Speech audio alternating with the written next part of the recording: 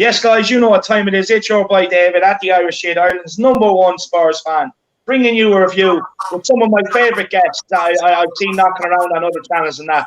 And to start off, we have Josh. How are you keeping, Josh? He's a regular on We Are Content TV. Everyone loves listening to him. Great to be here. Thank you, David, for the intro. Nice to be on the channel with the rest of you guys and the team. Obviously, a massive fan of We Are Tottenham and you guys and all the other channels doing their thing, Charlie and everyone else. So I just want to say a massive big up to what you lot do, which means that the fans get to talk about the game and understand each other's thoughts and opinions. In COVID-19, there isn't a lot of socializing going on. So this is great, a great way for the fans to speak. So thanks for the voice and thanks for the invite. I look forward to the show. Yeah, no problem at all. Look, this is why I created this channel, because it's great for fans like us to be able to communicate, like especially because we're all in different countries and everything else as well. So, it's absolutely brilliant. Charlie, of course, a fan regular. How are you keeping, brother?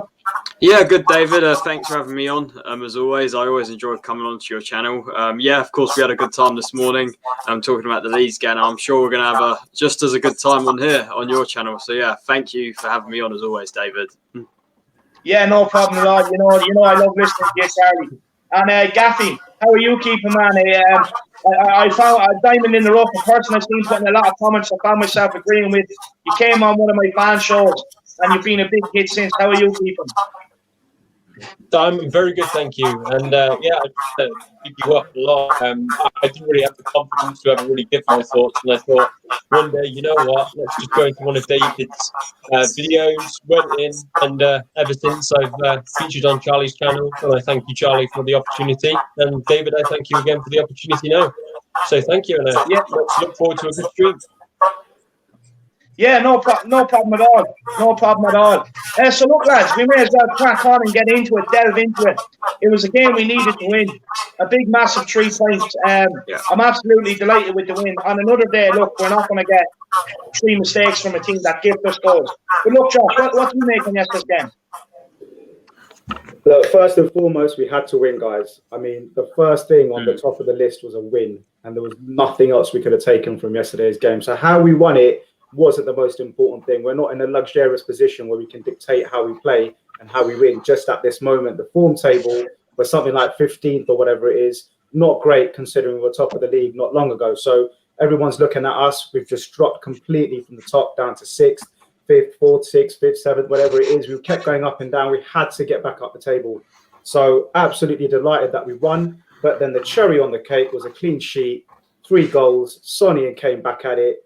And, you can't ask for more. Of course, you could ask for more goals, but we did the main part of the job, which was getting the points. But to do it in style with a clean sheet and the goals and more open, expansive football, I'm a very Spurs fan today, happy Spurs fan today. And if you'd said that to me before the game, I'd have taken both your arms. Yeah, 100%. Look, the clean sheet is obviously the added bonus. People would have snapped their hands off. Look, Charlie, I know you were very fearful going into this game. You big leads up a lot in the preview.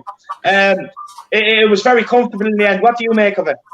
Yeah, look, I was saying before the game that Leeds, they're a very energetic side. They're a very fit side. They're a high-pressing side. And I was worried that if we're sluggish and slow like we were in these previous 4 games, of course, going 4 games without a win, if we sat back and were sluggish and slow, I thought we'd get punished. But we yesterday we weren't. We were sharp. We looked a lot fitter than what we have done. At the end of the day, 3 mistakes, but I think you have to give Tottenham credit as well, simply because after going a goal up, we didn't sit back, we kept going, and particularly after our 3rd goal went in, we looked confident. We were playing with confidence, pinging the ball around nicely, and could have had a couple more even. So it's definitely a performance which gives me encouragement going into these games we've got coming up. And it's definitely a right step in the right direction. And I think, as Josh said, it's a game we simply had to win. We had gone 4 games without a win, and that's ridiculous for a team that's looking to sort of be at the top end of the table. So I think to get back to winning ways, to do it as well with a comfortable win in the end, a 3-0 win with a clean sheet, I think it's, as I said, a very much added bonus there. Extremely, extremely pleased with the win. We definitely need it, that's for sure. Yeah, look, for me, it really didn't matter how we done it, as long as we got the win. Get the 4 games without a win off our back. But Gaffie, Harry Winks was a player that you actually called for in the preview on Charlie's channel to come in and play yesterday. What do you make of his performance yesterday? And again, were you happy with the win?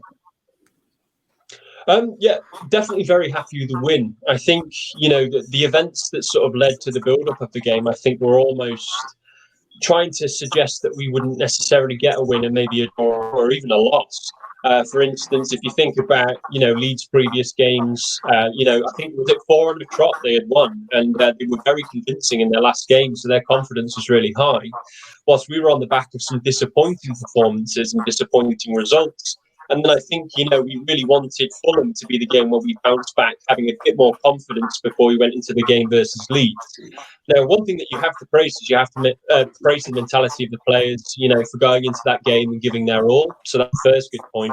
And I think as well, Jose did really well tactically.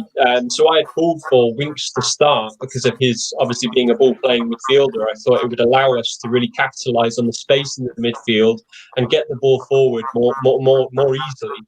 And I think we'd all agree that Sissoko, whilst he does provide a lot of physicality to the team and is very good defensively, he's not the best on the ball and getting the ball forward. And so I just felt to exploit those gaps in midfield, Winks would come in. But one key thing that I would always say, and, it's easy to sit here and, think that you're God's gift, like, I predicted Winks should start and we got a good result. It's about consistency. So, Winks knocked on the manager's door and he said he wants more game time. That's good, but he's got to keep consistent. Yeah, 100%. And look, talking about Winks, actually, I'll move on to you, Josh, because I'd actually like to hear your opinion on Harry Winks. First of all, he only made 14 complete passes in, I think it was like 76 minutes or something like that. It's the least out of all the outfield players. What do you make on Harry Winks? Do you think he had a good game yesterday, or are people just getting overhyped to be proven right about him? I think Winks, based on the opposition, had an okay game. I wouldn't say he stood out as a player. If I had to rate him, I'd give him a solid 6. I don't think he made too many mistakes. He didn't do anything too adventurous for me. He just ticked the ball over. I don't remember any bit of major magic that he brought to the field. I felt like he's trying to play himself back into the team. He sees this as a big opportunity to show Mourinho that he's a stable, solid player. And I feel like some players in the dressing room, especially Dele Alli, feel that if they make a mistake, they might get pulled out in the press for it, internally or externally. And I feel like Winks is just playing himself back into the team. So I'm not sure Harry Winks went into that game thinking, I'm going to absolutely kill it this game. I think he went in there thinking, I'm just going to give it a solid performance. And that's pretty much what he did. There wasn't anything too much to rave on about Winks. I mean, he's a good, he takes the ball around. For me personally, I think we need to improve that position for the team going forward to take us to the next level. I don't think Harry Winks is the answer, but he's a squad player. And against a team like Leeds or Fulham, he comes in and he can give you a 6 or a 7. Against a stronger opposition, he gets caught out and he gets overrun, and his weaknesses are exploited more. Compared to Sissoko, he's better at passing the ball. He's got a through ball on him. He's not as strong. He's not as defensive. So we've got a mixed bag in Harry Winks. We haven't quite got the player we thought we were going to get or blossom into, because he hasn't quite stepped up. And I don't want to use players like Modric or names like that of ex-Tottenham players that been able to get the ball and play the kind of football we want to see from Winks. That's probably putting too much pressure on him. But he's somewhere in between where he should be and what we were expecting from Harry Winks coming into the team, breaking through. And I don't think he's a Mourinho player, to be honest. I'm not sure he's the Mourinho kind of mold. But in terms of a performance, considering it was Leeds, guys, I think, you can't judge him on that. I'd like to judge him against Villa. And I think maybe Mourinho will start him against Villa. And then you can sort of sit there and go, right, you've got Jack Grealish on this side and you've got Winks on that side. I'm not saying Winks is any worse or better off. He's probably worse off to Jack Grealish, let's be honest. Take the Spurs hat off. But that's going to be his opportunity against Villa to show that he can take control in that position in the park, So I'd give him a 6 and I'd say he didn't do anything great. But then again, he didn't make any major mistakes. Yeah, 100%. I agree with you. For me, look, I don't think he's actually done enough to warrant the place against Aston Villa. That's just my personal opinion. I would rather see Sissoko in there. But look, everyone has their own opinion. But Charlie, Ben Davies is a player, look, we both have heavily criticised, and in my opinion, we've been right to criticise him. 7 years at the club and he's only starting to produce now. But look, one thing I will say is he had a very good game yesterday. I was very impressed with him. What do you make of his performance? Are you happy with Ben Davies? Yeah, I was. I thought, again, similar to Winks, he's been someone that I've criticised a lot, them two in particular, Davies and Winks. But with both of them yesterday, in Davies in particular, I thought he was very good yesterday. When I saw the team line up out, I was very worried with him up against Rafinha. But he dealt with Rafinha extremely well. Rafinha, I don't remember him getting much of a sniff at all throughout that game. So fair play. And I have to give credit where credit's due because he did have a really good game yesterday. I think we gave him an 8 in my player ratings. So, yeah, I think it was definitely warranted. And I think, yeah, he can definitely hold his head up high. But at the end of the day, similar to Winks, I'm not going to get too carried away because it is one game. We need to see consistency. And from these guys, if they can come into the team, do it for like 2, 3, 4, 5 games, then then maybe I will have my head turned. But for now, I'm still sticking with the fact that those two, like the players like Winks and Davies, I'm still at the moment, I still have the feeling that they're not quite good enough to sort of take us to the next level. But hopefully they can prove me wrong, but I'm not sure because it is one game. But look, fair play to both of them, especially Davies. Fair play. He had a fantastic, really, really good performance yesterday. So, yeah, credit where credit's due, but I'm not going to get too carried away yet. But hopefully they can prove me wrong in the long term as well. Yeah, and look, just for everyone watching, because I did get a bit criticised myself for criticising Harry Winks and Ben Davies. I just want to stress that it's not because we hate them. It's purely on footballer reasons why we criticise them. And for me, the criticism was justified. But when we criticise a player, this is important to stress. We want them to listen to us. We want them to come out and use that as motivation to come out and prove what's wrong. So when Ben Davies and Harry Winks are coming out on the pitch, I want them to remember what the Irish leader said, and I want them to use that as motivation to prove us wrong. But Gaffie, look, the high pressing yesterday, obviously it was a key factor in our win. It's something we haven't seen over the last few weeks. Do you put that down to Mourinho's tactics or the players being tired? I think it goes hand in hand because, I think that the rest undoubtedly would have helped. I think you made a really good point earlier about Højbjerg. He just didn't look right in the previous game. The team could look a bit flat. And I think obviously with adequate rest, you are going to be able to stretch your legs and live up to that high pressing game. I think one thing I would say as well, just going a little bit back before in terms of Winks and Davies, whilst they did do a good performance, the one thing that I would say about Mourinho is that Mourinho doesn't necessarily pick on performance-based consistency, but sometimes picks to minimise the attacking threats or to increase defensive solidity in our own team. So I would be, I know this is a Leeds review, but I'll just quickly say that in terms of Villa, I would not expect Winks or Davies to start. I would expect Bergwijn to start on the left for the attacking pace down the left-hand side. And on the right, I'd expect Sissoko to start to double up with Aurier, because obviously Doherty might be banned.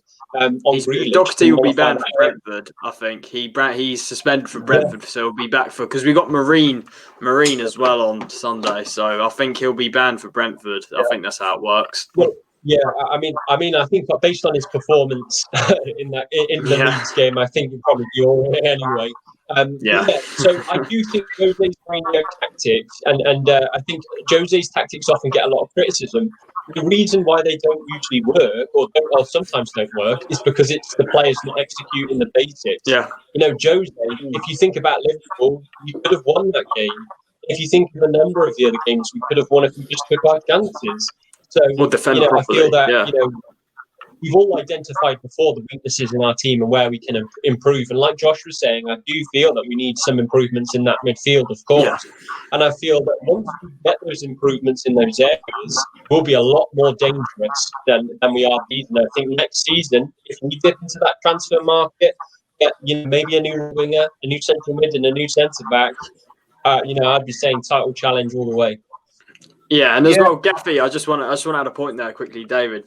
That's definitely true. I completely agree with what Gaffie said, and I think I've said this on a few streams. There's three certain players which I think are the types of players that I think we need to sort of take us to that top level to be competing with teams like Liverpool on a consistent basis. And I think you look at the defence. I think someone like Skriniar, I think he would take our defence 10 times levels higher on a consistent basis. I'll stress that enough, a consistent basis, because our defence was very good yesterday. But if you look at the entire season, it's been players like maybe Dier, Aurier have been quite inconsistent at times. So I think that proper commanding world-class centre-back, I think we do need that sort of just extra bit of strength in the defence. And I think someone like Milan Skriniar, he's perfect. I really do. I think he's a quality defender. Then you go into the midfield. You were talking about the Sissoko sort of. Sissoko, yeah, he has the physicality, but not the footballing ability. And you look at Winks, has the passing ability, but just doesn't show it enough and isn't physical enough.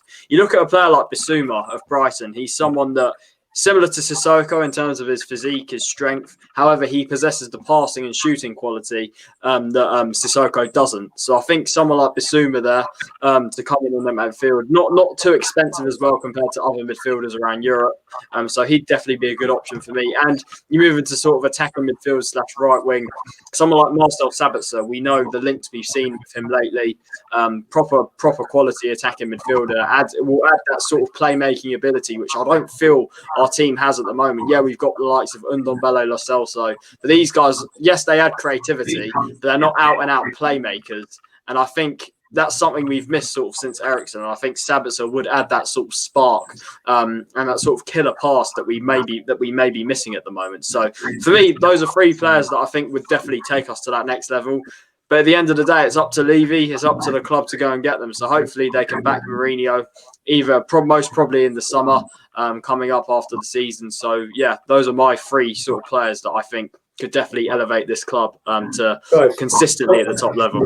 On Winks, what I would say, guys, is we can't have world-class players in every position and expect every single one of them to play every game in every competition. Yeah. So you do need squad players. And I feel like he's the kind of player that, of course, every footballer wants to play every game that he can play in, right? That's the footballer's demand of the manager is, put me in every team. But I think with Winks, he's the kind of player that if you manage him correctly, he can do a job for you throughout the rest of the season. And we've just got to make sure that against these weaker teams, whether it's Europa Cup or the Carabao Cup, or whether it's lesser teams like your Leeds or Fulham's, he can come in and give another player a break. He can come in and do a job. Yeah. And I think some players, taking away the sort of football manager mindset of having every best player in every position, you've got to have in every squad 10 or 15 players that are happy to come in and be a squad player. And I feel like Winksy would be happy to be a squad player. If he gets 15, 20 games a season across different competitions, he'll come in and he'll probably take that because he will look across the dressing room and think, you are probably better than me at that. You are better than me at that. So I do think as a squad player, he fulfills that role. He hasn't got an ego, really. He's a good, young English boy. He wants to play in the Premier League and wants to be in the England team or the England squad at least. So I think from Winks' point of view, as long as he gets, half the season under his belt, and from our point of view, as long as he comes in and does a 6 or 7 out of 10 when we need him, we sometimes have to look at the balanced view of that and think we're quite happy with that. And yesterday was an example. He came in and he did a job. So having, a squad means having 10 or 15 players that are going to play a role and not necessarily be, the lead actor in every game. And I think from the expectation point of view, what we're really expecting from a player like Harry Winks to do in the squad. And I think the maximum expectation is what he did yesterday and what he did against Stoke. So he is actually maybe we expected more from him last season or the seasons before. And that's why even in the Europa League games, Josh, I expected a lot more from him. It's only really been the last two to three games that he's actually stepped up. So, for me, Josh, if we're talking in terms of a squad player, when he does play, he needs to be giving us more than 3 games out of all the amount of games he's played so far. Yeah, and you've got to bear in mind with the changes in the squad we've had, with the changes in everything at the club over the last 12 months, from Pochettino's stability to knowing he's going to play alongside different players, because it is half the team's new guys as well. I mean, we forget the amount of change. The club's gone through major change, and looks like we're going to have a bit more change, in the transfer window now, with Ali probably gone and someone new coming in. So I think whilst this is all going along, we can still carry Harry Winks in this squad for another season and put the jury out on him next year and think, right, you've had time under Mourinho, you've understood his training methods, his philosophy, his ideas, and how he wants you to play. You're still fairly young, so we'll give you a little bit of time on that because you're not a full-flown sort of 28-year-old, you know, done it. He's still young. I mean, we got Skip coming back next season, so he'll be someone in that position as well. Yeah, exactly. And I like the fact we've got players come from the academy. We've got to have one sort of or half an eye on the academy whilst we're growing the club. And Winks is a classic example of that, you know, and so is Skip and Mason and all these players. So I think there's more to it than just the first 11 with Winksy. I think we've got to look at him not as a first 11, but as a squad player, and then it starts to make sense with him. Yeah, look, I do agree with you. Like, for me, I've always looked at him as just a squad player. But for me, where my criticism came from, especially this year, the reason why it came from so hard is because you look at the likes of the Europa League games, he wasn't good enough. Like, for me, there was if he played well and we'd done a better job in them games, the youngsters would have got more of a go. Like Harvey White, Dennis Thornton, players like that. And as well, like for me, like it's no good only coming into a bit of form halfway through the season. Personally, I don't think it's good enough. But as a squad player, I get what you're saying. But look, moving on from Harry Winks, because I don't want to make this all about Harry Winks. It's not fair on the guy either. So, look, Josh, one thing I do want to ask you about is the lad that. Oh no, Leicester after scoring. Oh, have they scored? Yeah, 1-0. Madison scored. But anyway, look, get back onto Tottenham. What do you think of the players, basically? Like, for me, whatever side of the political spectrum you fall on, whether you believe in the COVID, whether you don't believe in the COVID, whatever. Well, the players let us down, the fans, they've let Mourinho, they let the club down, and they let football fans around the world in general, because football is all we have at the minute. What do you make of that? Absolutely. I don't want to use the word disgraceful because no one's got hurt, but the consequences of what they did could be disgraceful. Somebody could end up getting COVID within Spurs or within that family picture or outside that circle. So there's a humanitarian side to this more than just football, outside of football. You know, there's a deathly disease going around from people to people. Before you even put your football hat on, before you even sort of think about your day, you've got to think about your consequences of who you meet and the potential, the potential of passing this disease on or receiving it. So I think from a human level, I'm very angry with them. Is how did your brain not tick to think, what am I doing? Do you know what I mean? It's just, it's difficult to understand how they don't realize the seriousness of this situation. Yeah. But, you know, a lot of people would say, you know, footballers, not the cleverest bunch in the world. You don't have to be that clever. You do not have to be that smart to work this one out. This one's pretty straightforward, you know. It's an easy one to work out, right? You put on the television and you'll know what's going on.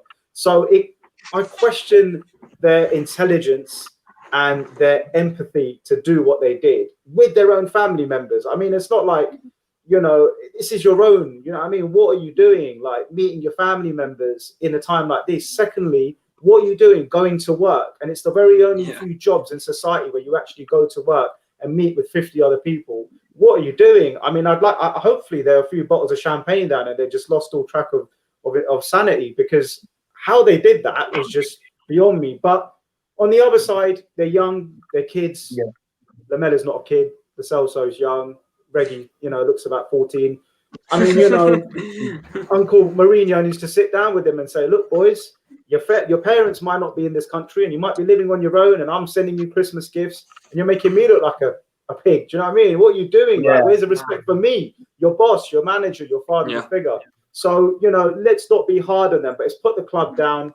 You know, it's put reputation at stake. It's put lives at stake as well. But, you know, like in any situation, if that was your children or if that was a situation at work and you've done something against your work policies and it is against club policy, it's actually against the law, let alone club policy. What's the first thing you do? You reprimand, you fine. And I think Mourinho's got to sit down and go, listen, I signed you. I promoted you. I've brought you back into the team and you're part of my plans. All three of you have let me down. And I'm the one that looks like an idiot right now more than anyone else, as well as you three. I'm the one that looks like an idiot because I'm Jose Mourinho, the strict, pragmatic manager, and you're making me look like a fool. And I think that's the disappointing thing is, you know, they've made Jose look like an absolute idiot, which is the last person in the club that should not be disrespected. Yeah, 100%. And look, that's 100. That's exactly why you seen Reguilon on the bench. It was punishment. And to be honest with you, I didn't want Ben Davies to start. But look, Reguilon has to be punished. Mourinho has to do something with these guys. You can't just let this ill discipline keep going on. And so, Charlie, that brings me to my next point. The results we've seen over the last couple of weeks compared to what we've seen yesterday against Leeds. Has it been the players or has it been Mourinho's tactics? Charlie? Oh, yeah, sorry, I didn't hear you there. It just cut off. What did you say? It just cut off. I didn't hear what you said. Sorry. So basically, the results we've seen over the last couple of weeks and then what we've seen yesterday is, do you think that the results over the last few weeks, do you think it's been Mourinho's tactics or do you think it's just been individual players switching off and just we haven't been good enough? I think it's a bit of both. I said after the Wolves game that Mourinho does have to take blame for the tactics, but at the same time, you have to blame the player for the individual mistakes. So I think it's a bit of both. I think, look, yesterday was a massive improvement. There's no doubt about it. There wasn't any individual mistakes, and we took our chances, and we could have had more, and we looked good going forward. That's what was important yesterday. We looked good going forward. We were free flowing, and we were looking good attacking wise, and that's what I've been calling out for, to see us actually kill off games, and that's exactly what we did yesterday. But in these previous games, I think you have to look at the manager and players. I think the players, for yet again, David keeps saying it to me that certain players that let us down under Pochettino are continuing to make the same mistakes under Mourinho, and I think you have to blame the manager in the sense that he wasn't setting up the team to go and attack and go for that second goal to kill off the game. And I think so. Yeah, David. For me, it's a bit of both. But I think, but yesterday we definitely rectified both those things. And I think the manager got the tactics right yesterday. I think the players didn't make the mistakes yesterday, and that's ideally why we won the game yesterday, 3-0. What I would say, Charlie, on that point, we did make a few mistakes trying to bring the ball out. I don't want to single out players. Which one? When was that? Eric Dier. You had a few balls coming out. Eric Dier. I'll say it. Oh yeah, Eric, a few sloppy passes. Yeah, Eric Dier. Yeah, Eric Dier. Yeah. Better teams would have punished us. Yeah. But on your point, Charlie, I like the fact that the players are trying to play it out because that Yeah. shows that the mindset is to try and build from the back and play some and try and start attacks. and not the Toby long diagonal ball, which they run out of ideas of defense. Well, the problem is Davies sometimes we've seen in these last four, apart from yesterday, he just keeps hoofing it up, and I think that's what I was calling for us not to see. And yesterday we saw what happens where we can play a bit of football. And the problem is when we go long, right, we lose the ball 50% of the time, and then the other team's coming on to us, right, and I hope it's not the way. I'm 100% sure Jose doesn't want him to play like that. I hope not anyways, because I'm seeing a lot of that when we run out of ideas. We seem to just want to lump it long, which I think is fine in the 85th minute when you run out of ideas. Or, if there's a team which is suffering from that tactic, you exploit them more at the back. And against Arsenal, that would probably work wonders because they can't deal with long balls. But I feel like the mistakes I'm happy to take on the basis that we don't lose hope and faith in trying to play positive football. That's where the mentality comes in as well. I think yesterday we showed a good mentality, and I think the thing is I've criticised our mentality for a long time, and I think yesterday showed that we went in with a good mindset, a good attitude, good mentality, and I'm just hoping we can be consistent like the performance yesterday. I'm hoping we can take that into Brentford, into Villa, these sort of games as well. So yeah, I just hope we can keep it up and sort of build on this type of performance yesterday. Yeah, don't worry about that, Charlie. I'm as confident as ever now moving forward. All the problems have been ironed out. We're going to move forward. We're going to be successful. But look, let's bring in my man Marcelo. He's out of bed late today. We can forgive him. He was working hard yesterday. Marcelo, I'm sure you have a lot to talk about the starting lineup, certain players that let you down again. So take it away. Look, listen. I was actually really happy with Ben Davies. He played well. He's the only one that I can say that I didn't want to play that stepped up for Reguilon, at least. I felt Doherty had another horror show of a game. He was probably the worst man on the pitch there.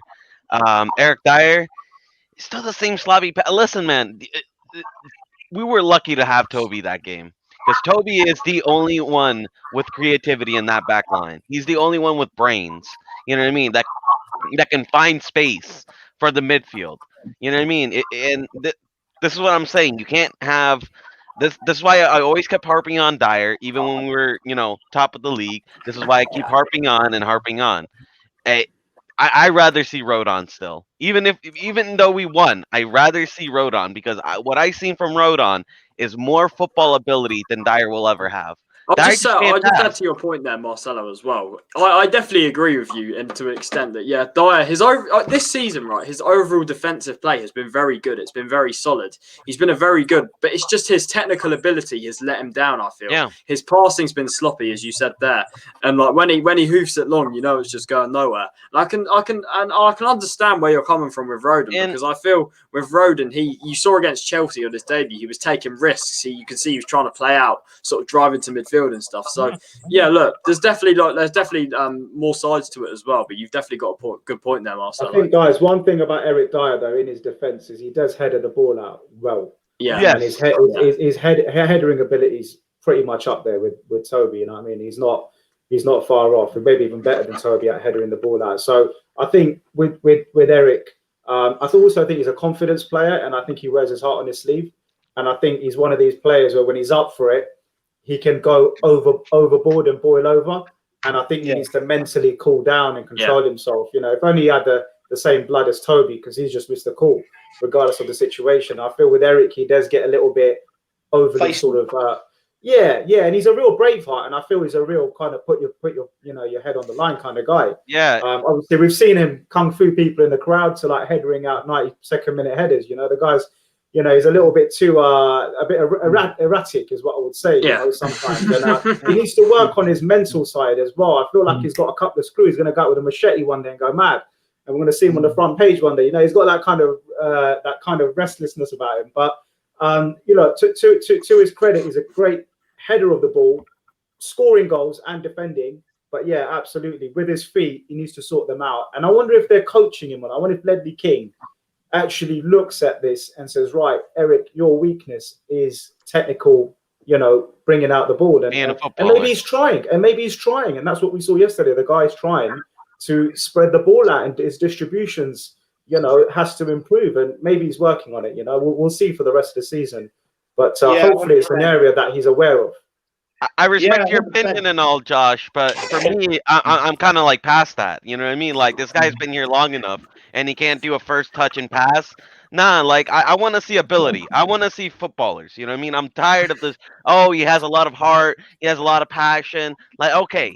But, like, you got to have the footballing ability. You know what I mean? I have a lot of heart and passion for this He's club. definitely a weakness out the two at the back. Yeah, I mean, he's not better than Toby, with his feet.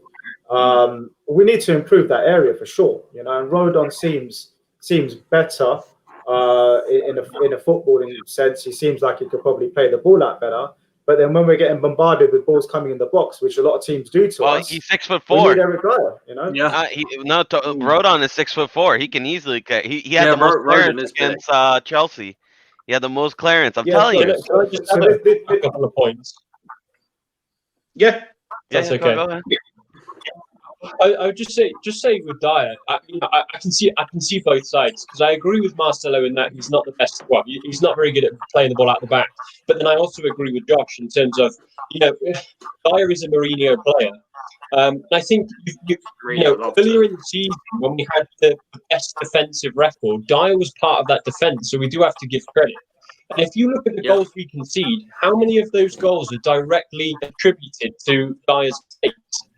I know Dier can cause some mistakes, but we very rarely concede from open play. It's used set pieces, and he's not at fault for those set pieces. I understand the criticism, and I agree that we can improve. But you've also got to see the way in which we concede goals. So if Dier makes a bad pass and then the opponents capitalise and score, that's Dyer's fault. Dyer's got to take the stick. But ultimately, the teams haven't been able to score through us, by those poor passes. So we can't. I think we could be critical of that. He could do better. He could have better in that position.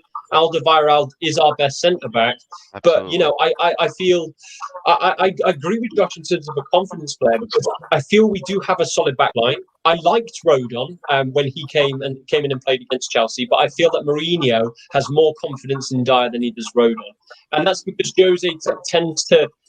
He does have favourites, and I think we all know he has favourites, and Dier is a favourite.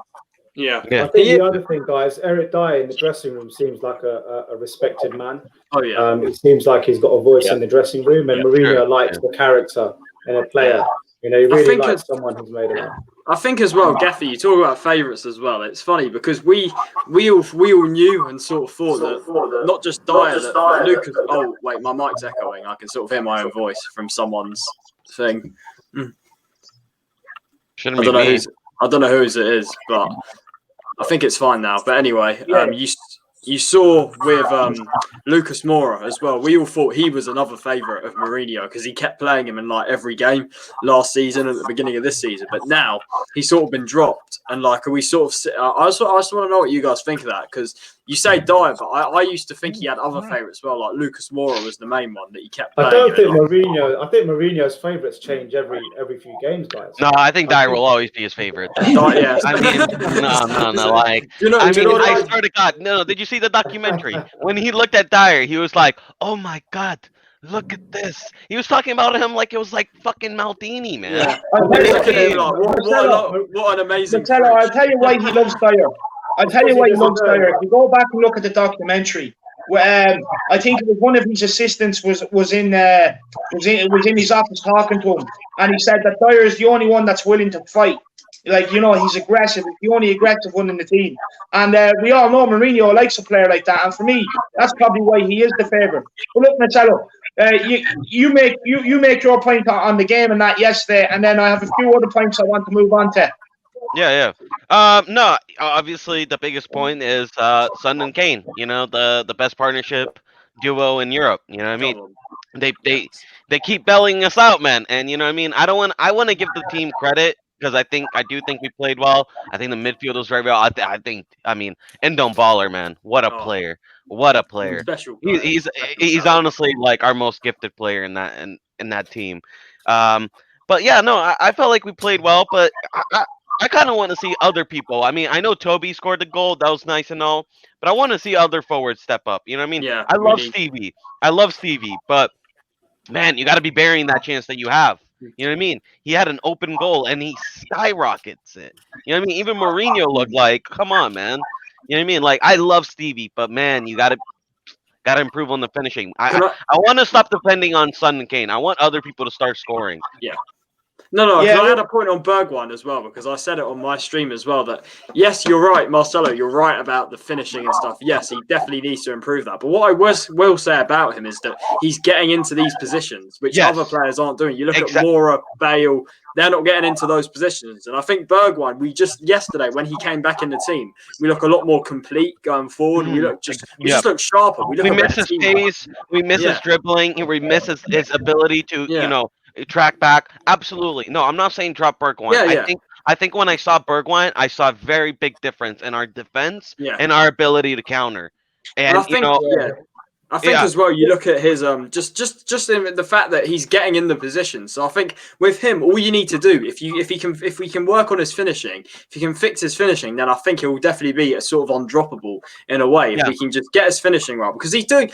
To me, it seems like he's doing everything else right. He's doing everything. Except the finishing. Yeah, I agree. Except that's it. Yeah. What I say on Stevie B is, look, I expect my missus to praise me for getting in positions. It's the finish. It's the grand finale that matters.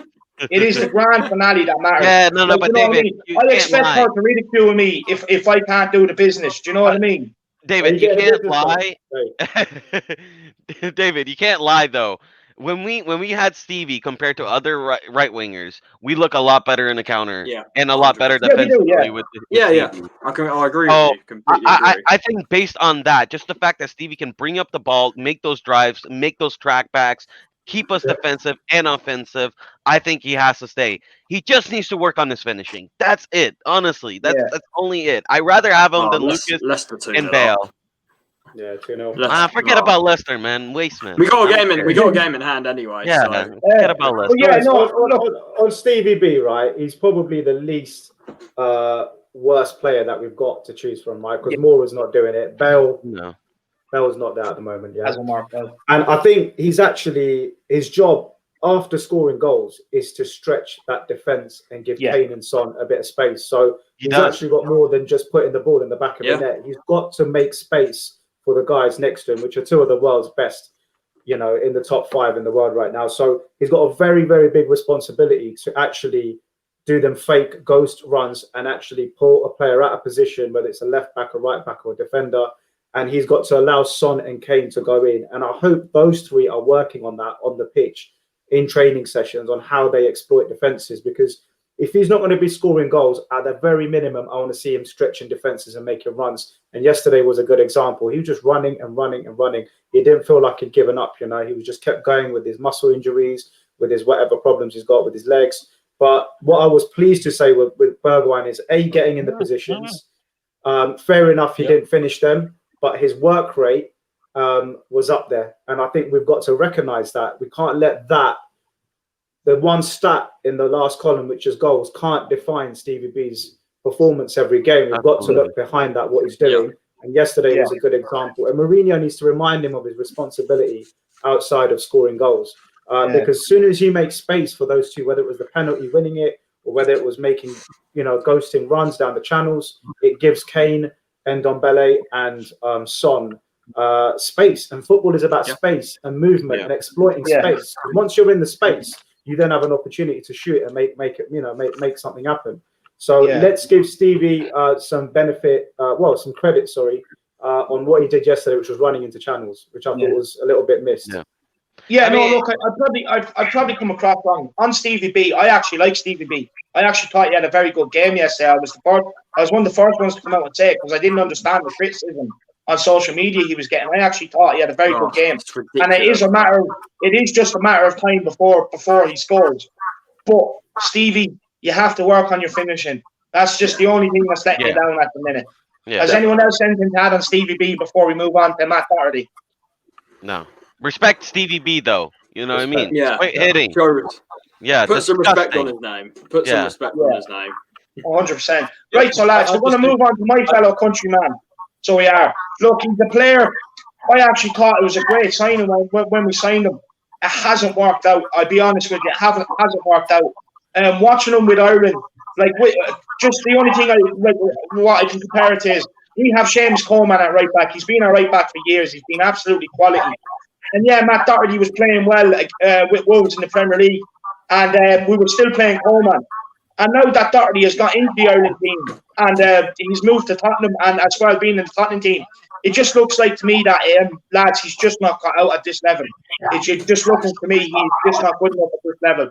As well, on his passing, when he gets the ball, he has acres of space down that right hand side to run into. He doesn't. He passes the ball back inside and puts the whole team back under pressure. And for me, he just hasn't been good enough. And if I'm going to criticise the likes of Winks and Davies, I have to be able to criticise Doherty. Just because he's Irish, it's no excuse. So look, we'll start with Josh and we'll work our way around.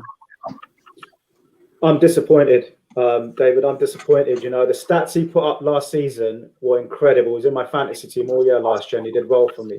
And when we signed him, it was probably one of the bargains of the window, wasn't it? It was like, wow, is that all we're paying for him? You know, Jose Mourinho's agent and all the connections. And we thought, right, this is a steal, potentially the biggest steal of the window. He came in, we gave him some time. People said he was tired. He hadn't had a break in football. He'd been playing non-stop.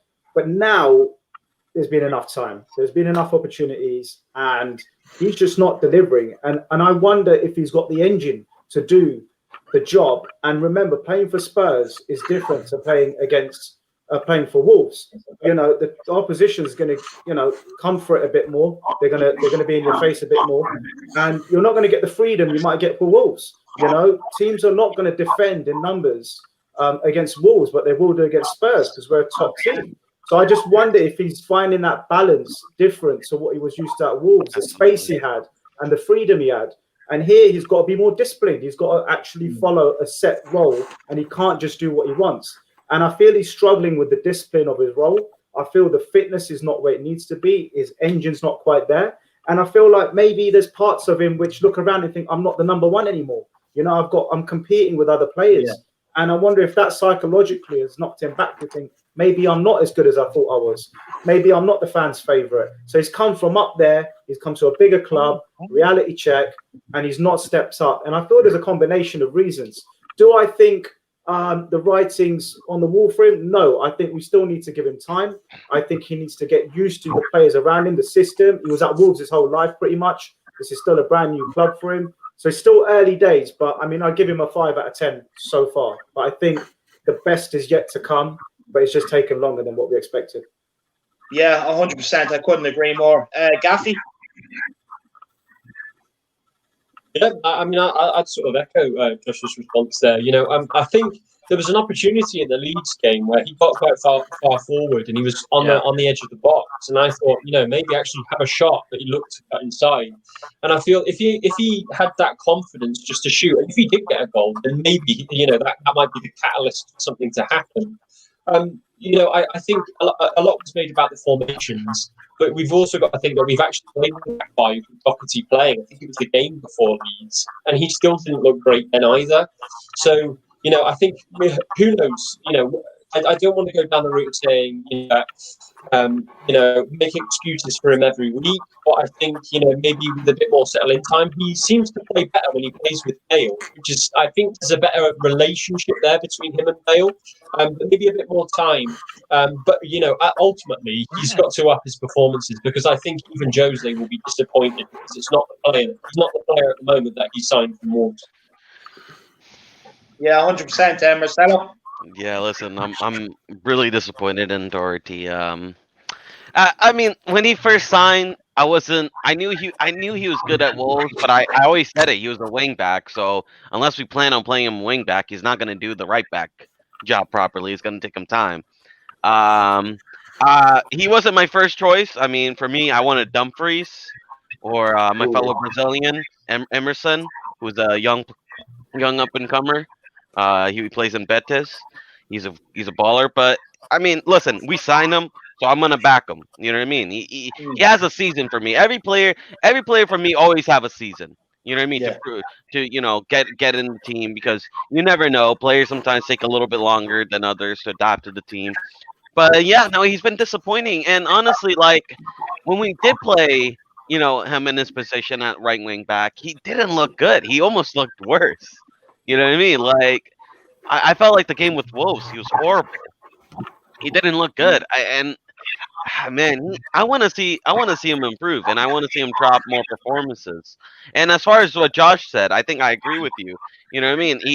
He's not used to breaking these team downs, but even then, he was used to being a counter-attacking player. You know, bombing down the wing, stealing the ball, and you know just going down and bombing. But we're not even seeing that, and we're a countering-attacking team. And it's just like I don't know what's up with them, man. I don't know. Yeah, for me, look, he just doesn't look like the same Doherty. But Charlie, what do you make on the guy? Yeah, I agree. I agree with what all of you guys said. I think when we signed him, personally, I was very excited. I think because I saw him at Wolves last season, I saw him score against us. I could see how good he was at Wolves last season. As Josh said, the numbers that he put up last season were brilliant, and I think you have to say it's been disappointing so far. At the start, when he sort of was starting his first couple of games, I was thinking, yeah, maybe he needs a bit of time to sort of adjust and stuff. But now it's getting to a point now where it's like there's been quite a lot of time, hasn't there? You know what I mean? And I think now, look, is the writing on the wall for him? No, it's not. I think I'm still going to give him more time. I don't think we should give up on him yet. But Yeah. I think it has been disappointing. I think overall, he hasn't been terrible. He hasn't been abysmal, to be honest. It's not like he's making a mistake every game. He's been all right defensively, to be honest. It's just going forward, we haven't seen what we know he's capable of, and that's getting forward, getting into the box, getting assists and goals, and we just haven't seen it enough. And I think the expectations of him were reasonably high from some fans, I feel, including myself, even because of what I saw from him at Wolves. So you have to say it's disappointing, and I'm hoping that he can grow as the season goes on, and hopefully we see him sort of develop. But at the moment, it hasn't been good enough just yet, and I'm just hoping he can improve, because I was a massive fan of him last season. I was really pleased when we signed him, so hopefully he can hopefully live up to those expectations. Yeah. Look, I agree with every single one of you here. It was great to hear your insights on Doherty there. And for me, look, as well, to send it off, it was ridiculous. It was stupid, silly. And you know that picture that's going around on Twitter where he's standing there, and Mourinho's looking at him. It looks like he's standing outside the head the headmaster's office and Mourinho's a teacher walking by saying, "What are you in trouble for again?" Do you know what I mean? But look, I want to touch on obviously Harry Kane and Son, so we'll do them together, and then last but not least, we'll just talk a little bit about the goals. So Newcastle have pulled one back. Newcastle have pulled one back. I think Andy Carroll got it's it. 2-1. It's 2-1. How long to go? 8 minutes. About Harry Kane and Son, great performance yesterday for both of them. They needed that rest. The rest against Fulham have done them good. They didn't look tired. They looked like they're full of energy. They're raring to go. Of course, Harry Kane dispatching the penalty like he always does. He's as cool as ice. The guy's lethal from the spot. And then you have Son. Great run, like he said in his interview. As soon as Harry Kane gets that ball, he's on. He's on his bike. He's gone. The turbo hills are turned on. He's in behind. And Harry Kane, of course, the man, the one and only, he can find them. Great pass in and a tidy little finish by Son. Josh.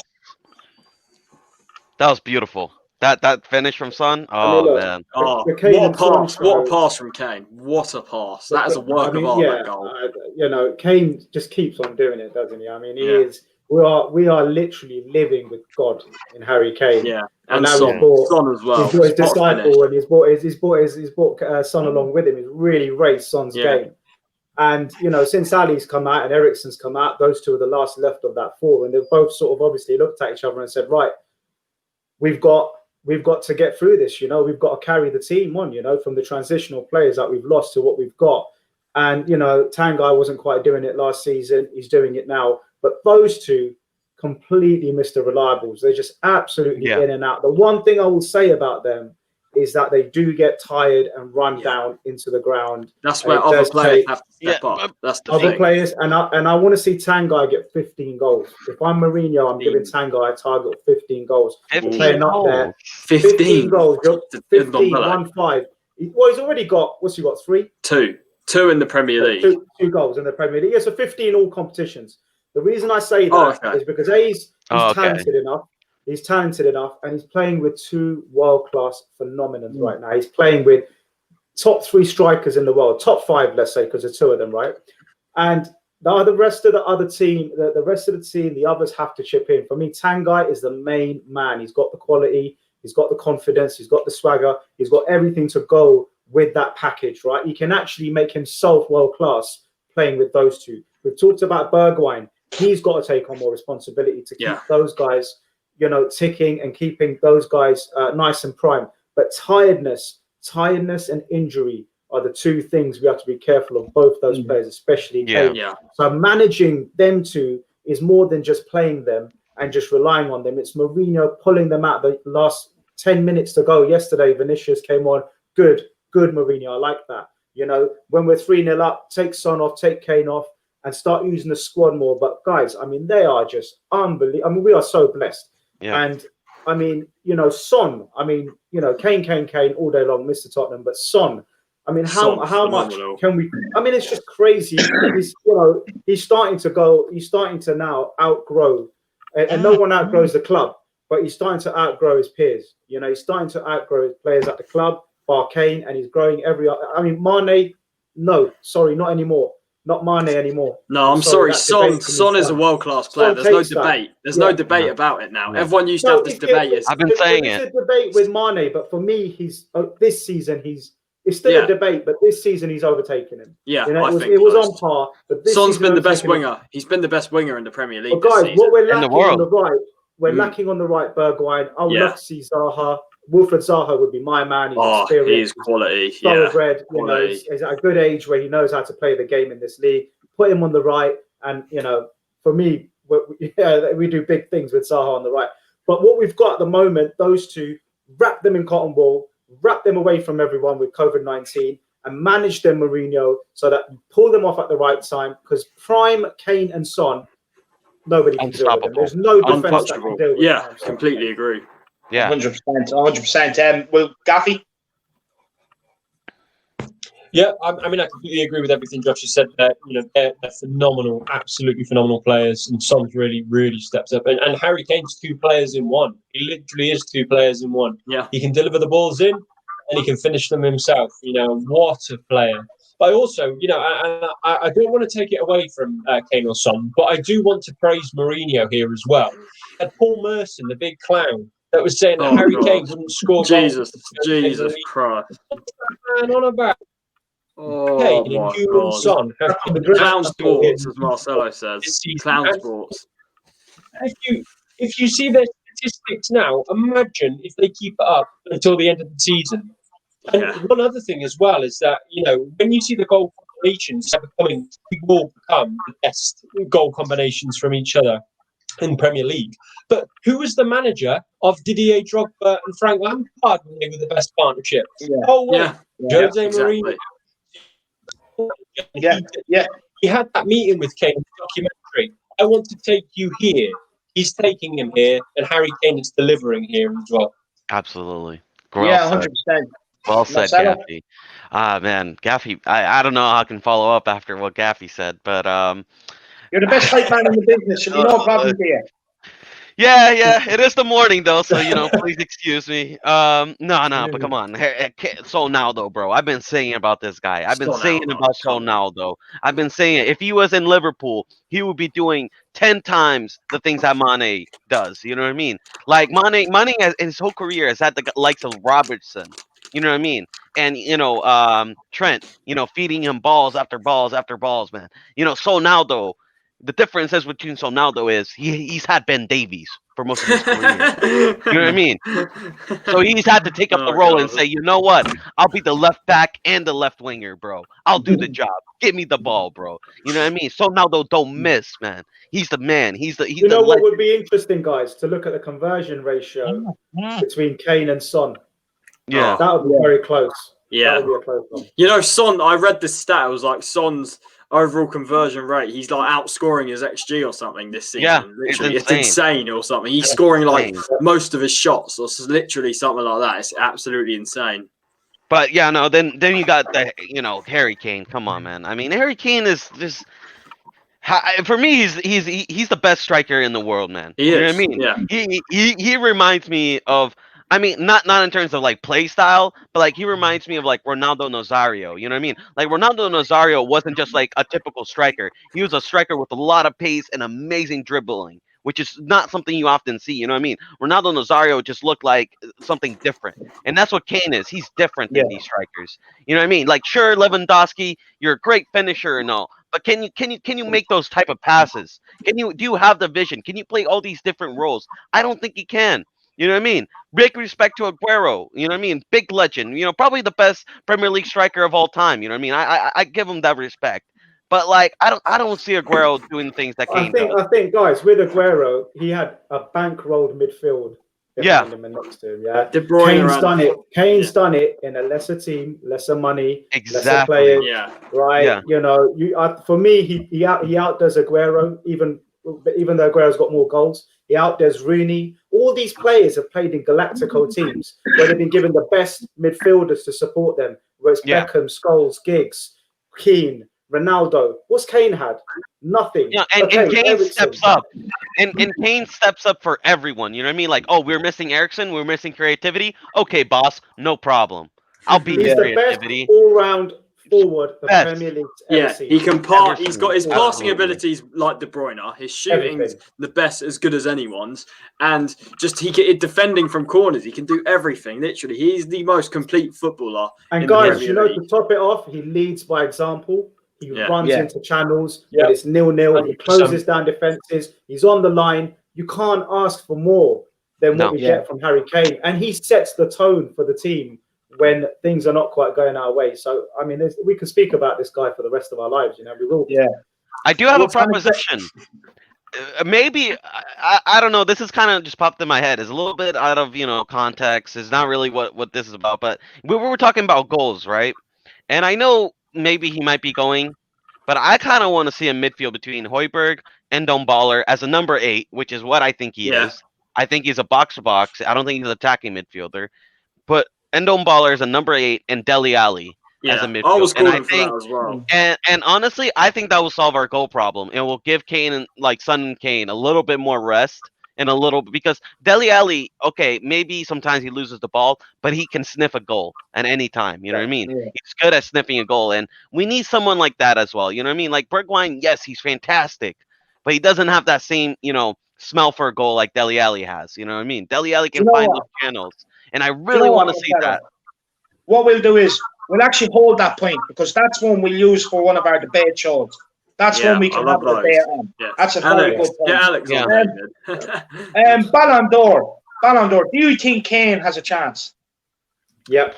Yeah, He has to. of course, He yeah. has to have a chance, Yeah. surely. Yeah. But the My- Ballon d'Or doesn't do British players, really. I mean, No. I know My Van only Dijk- concern is that because he's not playing in the Champions League, will they give it to him? Because that's my only thing, which I think's wrong if they don't give it if they don't include players that are not playing in the Champions League. I think that's wrong, but that's just how they seem to do it. So, but I think he Yeah. definitely deserves a chance. He has to be in there. He has. Well, to he has to. The He thing has to is, be one of the nominees. He's got to be Yeah. a nominee, hasn't Yeah. he, the way he's going. well, the thing is One thing that as was long as he doesn't. Oh, I'm sorry, Gaffie. Go ahead. Sorry. I No, would no. say one thing that would be interesting. We look at who got manager of the what was it? I can't remember. It was manager of the year or something. Klopp got that. If you look at Flick at Bayern, he won the Champions League and everything else. So let's just say, and I'm not saying it definitely will happen, but let's just say Spurs won the Premier League. If Spurs won the Premier League and Harry Kane has got the statistics, he's been consistent throughout the whole of the season, and he doesn't get the Ballon d'Or, we know what's going on there. Because the Premier League is held to a higher standard than the Champions League. Whether you agree with that or not, and I personally don't, I think your Champions League is better than the Premier League. It would just be interesting if we did win the Premier League, if they changed it around and gave it to somebody else. Yeah. As I was going to say, Gaffie. I mean, I was literally going to say just that. I think if Kane won the Premier League, he could definitely have a chance at winning it. The Ballon d'Or. But if he goes in there and, I mean, if we win a Europa League, which, I mean, for me, it would be massive. I would love a Europa League. Oh, but if we win a Europa League, I don't think that'll be enough because Ballon d'Or, yeah, sure, they look at individual stats, but they also look at, like, what players won, and that definitely has, like, an influence. Mm-hmm. But as far as that manager year award, Flick won that. I mean, I don't care what Flick should have got that. That He was won a the joke. treble. He won the He won a treble. treble. Exactly. Won a treble. Like, You know what I mean? A Champions League should be held to a higher standard than anything. Look, lads, you are actually turning me on talking about trophies, so we may move on. Just last but not least, it's the goal. It's Toby Alderweireld's goal from the corner. We finally scored from a set piece. fine. We haven't conceded. It's about time. We've lacked a lot of goals from there. And I'm just delighted. I'm also delighted for Toby as well. He's long overdue a goal, so it was nice for him. You got one against just Arsenal. quickly, we'll go through quickly. We'll quickly go through individually there quickly about the goals. You just tell us your thoughts on the goals, and then we'll wrap it up. So we'll start with you, Josh. The goals from yesterday. Yeah. So, I mean, Leeds gave it to us a bit with the penalty, but, all credit to our quick transitional counter and getting Bergwijn into the box. And let's be honest, if he doesn't tackle him, Bergwijn's through, and that's a shot on goal, so well deserved. And then obviously the second goal, I mean, it's just magic, absolute artwork, magic, Mourinho-esque goal. I think he talked about it on the training pitch. He was saying afterwards, we've been working on transitions. Very quick outplay, out ball, straight to feet, in and out, bang, bang. None of this sideways, not looking for another player, straight to the men that matter, which is Kane and Son. So we won it back. Everything about Mourinho was in that goal, straight out to Kane. And then Son taking that perfect first time shot into the bottom corner. Yeah, I could watch that goal non-stop, and I will watch it another 20 times before the week starts. So I mean, that is what we're used to seeing this season, guys. That's why we got excited. That's why we thought the title was within touching distance. It is. When you got It still Kane and is. Son doing that, doing that on a football pitch, 2 players doing that to 4, including the keeper 5. It's just ridiculous. We've not seen that in the league. I think Salah and Mane gave us some taste of that, and Sterling and Aguero maybe the seasons before. But that's what the Premier League is so sort of amazed to see, is Son and Kane just absolutely individually and collectively destroy defenses. And to do that in 3-4 seconds in the back of the net, there wasn't a better goal in Europe this weekend. So for me, that was just classic Spurs, and that's what we stand for, and that's what we want to, we want to keep those guys nice and fit and fired up. And the third goal was just absolute joy, guys, absolute joy. I mean, that ball from Sonny was just like an arrow, wasn't it, with a bit of Beckham on it? I mean, it was just. Oh yeah. I'm sure Sonny meant that. He's put the ball down. He's looked at Toby, because Toby's our best header in that kind of position, and he's just absolutely given it everything, and he's cut them in half. Toby's very good at placement headers. Very good at placement headers, and the power's got the better of the keeper. Should he have saved it? Of course he should have saved it. If that was Lloris, we'd be, Butterfinger Lloris, what's going on? So he should have saved it. But that hairline that the goal went in by, if you remember that Dele Alli goal that didn't make it last season, but we got that one back on the weekend, because that was the hairline of hairlines. Oh, was that the one against Watford last season? The one against Watford, where it was literally the skin of the ball that didn't make it over, and that can't be right. But hey, look, that's the rules we live in. But we got that one back. And do you know what was great to see is we didn't fold. Around the 60th minute, they laid siege on us, and it was whether we can ride out that storm. We did. I did start to think, please, Spurs, don't sit back too much. Keep the counter alive. Keep the ball possession alive. We did. And that third goal going in was a massive relief for the whole team. You actually saw players smiling. You saw Mourinho smiling in the interview for once. You saw high fives. You saw a little dance. And you know what? It feels like the good times are back. Even though it's one game, it gives us a positive vibe going into Villa. But, I mean, I know we don't want to talk about the Villa game as well. Semi-final on Tuesday. Well, look, that's got to be in the bag. I mean, the real game is Villa. I mean, Brentford, no disrespect, and I live around the semi-final. It's a semi-final. It's massive. We'll win that. Well, no. But did you see the stat with Brentford? They actually score a lot of goals, man. They're a good side, Brentford. They're a good side. They're playing like a Premier League side. I'm telling you, I've been watching them. As long as we give it effort, we'll win that game, because the quality is there. I agree. It's just turning up with effort and desire. The rest is going to take care of itself. But the perfect game yesterday was the perfect game. I said it before: clean sheet, 3 points, 3 goals, and Kane and Son back on the score sheet. Cannot ask for more than that. So for me, that was an 8.5 out of 10 performance. Absolutely brilliant. Perfect. Gaffie, have you anything to add to that? Well, not much. That was a really good comprehensive assessment there.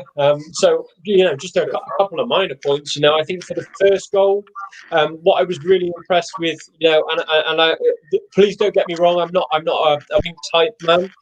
He did intercept the ball.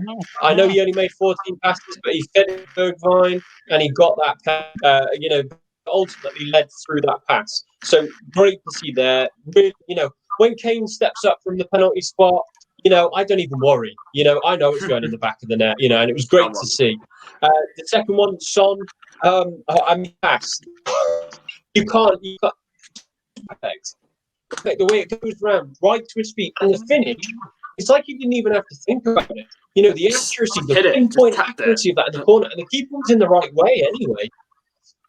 Beautiful, literally beautiful. And like Josh said, Jose Mourinho type goals, just bang, that's it, bang. The team couldn't do anything about it whatsoever. And then the third goal, I completely agree. Great to see Alderweireld on the score sheet. He is a threat from set pieces, and we need to try and aim the ball more towards him so he can get more headers on the ball.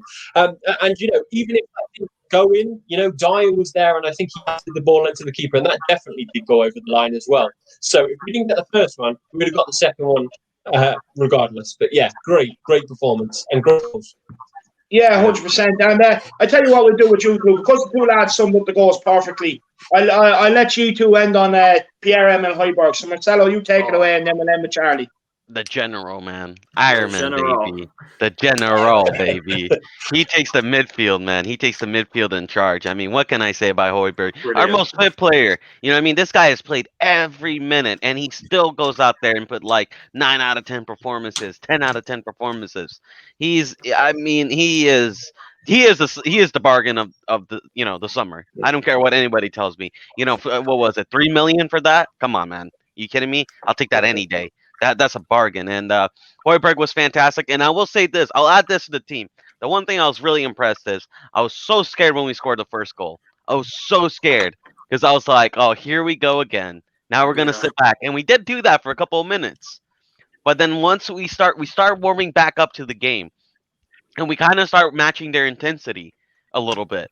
And that was really good to see. And then when we got that second goal, I was like, this is done done and dusted. I don't see Leeds coming back because whenever I trust this team, listen, I don't trust this team to hold a 1-goal lead, but I trust this Mourinho team to hold a 2-goal lead because it's very hard to score 2 goals against us. I know it happened in West Ham, but we were playing a little bit differently in West Ham.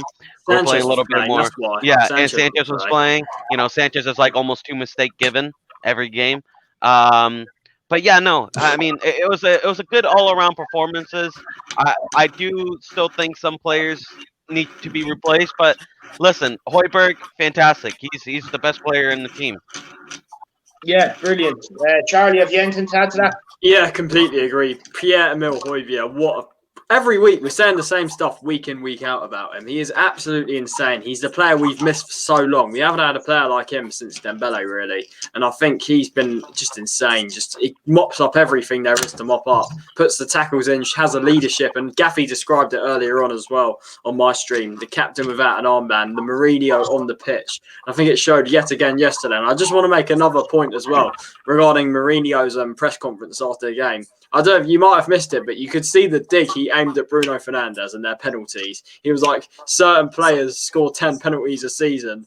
And then he said, well, I'm not talking about Harry Kane. So it's clear he's talking about Bruno. Yeah. So clear. And I just love to see that because Man United are cheats. They cheated against Villa. Such a dive that was. So did you see what Pablo told telling players to dive? Yeah. Joke, man. I'll tell you what though, guys, if we'd signed Bruno, we should have. I mean, 5 million. It was over a few million. But 5 million more. What a player. I mean, don't get me wrong, I hate United, but what a player. I mean, Bruno is a very good player. We missed the boat on that one. I mean, we should have signed him. We should have signed Bruno. It was only 5 million more. 5 million more, but Levy the wages we've played Bale would have made the difference in the last, in the last couple of months. But whatever it is, but what a player, Bruno. One thing I will say, guys, on Højbjerg is Winks is not the most defensive, as we all know, right? And I think when we went on that good run, when we beat all the big teams and we had all the clean sheets, Sissoko was doing a major job in helping Højbjerg to kind of get some respite, and he was helping him cover the pitch more. And I feel like with Højbjerg, we put so much on his back that he is a human being, and there will come a point when other players will need to step up. And my worry for Højbjerg is the amount of vulnerability we have with him not in the team is almost as big as Son and Kane, if not on level or more even in certain games. So I think we need to recognise that Sissoko has to step up this season, and he's gone a bit in the background recently. Hopefully he's had a nice rest, but we do need to get another defensive midfielder in the ranks, and maybe Dier can go into that if we sign a defender or we sign Josh. I'm sorry, not Dier. He's done in midfield. Dier. I mean, look, we know Dier's not great in midfield, but I do feel Højbjerg's carrying the team, and I do feel that Sissoko or someone else needs to start helping Højbjerg because he's single-handedly done it himself. I think Sissoko can this season. I think Sissoko can, but I think next season, don't forget, we'll have Skip coming back, and Skip can play that role. He's been playing it at Norwich, and he's been very good there. So, yeah. Well, look, guys, what we'll do is we'll end it here because we've been going an hour and 10 already. We could go all day. Look, we could go all day, but I tell you what we'll do. We'll save the transfer talk for next week because it is what people want to see. So look, everything's going in the right direction. We're back to winning ways after 4 league games without a win. We can smell that title. Liverpool are only warm in the seat for us. I want to say a big thank you to Josh. To be honest with you, I'd love to have you on again. I hope we do see you again on this channel. I'd love you to come on. Nice to be here. Nice to meet the boys. And come on, you Spurs, onwards and upwards, guys. Come on. Perfect. That's grand. So we'll definitely be seeing Josh again, and let me know what you thought of Josh in the comments. To be honest, I don't care anyway because I'm going to bring him back on. Gaffie as well, big up Gaffie. You came on one of the fan shows. You're a huge hit. You made your debut today, and you're doing well as well. Thank you again for coming on. Thanks for giving up your time. Absolute pleasure. Thank you. And again, we'll definitely be getting Gaffie on again. And now down to 2 familiar faces that you all know. One is Marcelo. Marcelo, thanks for crawling out of the bed this morning and coming on this first thing. I really do appreciate it. I know how hard it can be. Sometimes I need a coffee in the morning to get myself going. Thank you again for coming on and giving up your time. Not a problem. Anytime for this show. Anytime. Thank you very much. And again, Charlie, as usual, you're always on. We love to have you. Again, thank you for giving up your time. Yeah, thanks as always, David. I always enjoy coming on. It's just Tottenham therapy, I guess, for me, because I just enjoy talking about Tottenham. I could go on all day, to be honest. So, yeah, David, thank you for letting me come on, as always. And, yeah, I always enjoy this. No problem. And to the Harris Army out there, I hope you enjoyed this Tottenham round table of the 5 of us. I thoroughly enjoyed it. Make sure you hit that like and subscribe button. In Jose, we trust. Come on, you Spurs. And we're going for the title. Come on. Come on.